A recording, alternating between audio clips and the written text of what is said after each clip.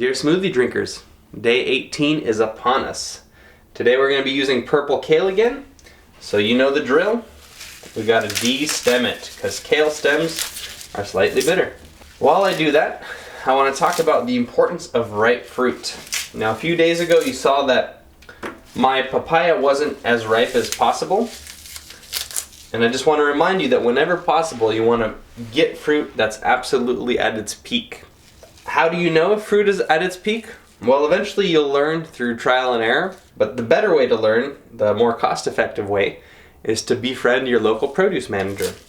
When I go to the store, I always ask to talk to the general produce manager, and I introduce myself, I'm very polite, and start developing a rapport with him and asking him or her to show me around the produce section, asking specific questions about fruit. If they're a good produce manager, they'll get excited about your questions and start divulging all kinds of trade secrets, like, you know, the perfect peach has to look and feel like this, the perfect melon has to smell like that. So, long story short, make friends when you go to the store. Make friends in the produce aisle, and you'll benefit from it. Both in friendship as well as in ripe produce. Okay, so once the kale is done, we're going to throw our other green in, mint, with the stems, frozen cherries with no pits,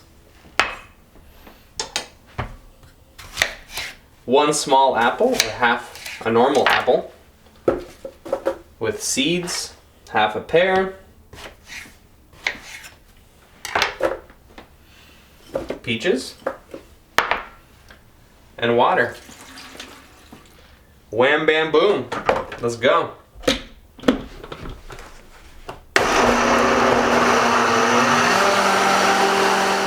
And just like that, we have another delicious smoothie.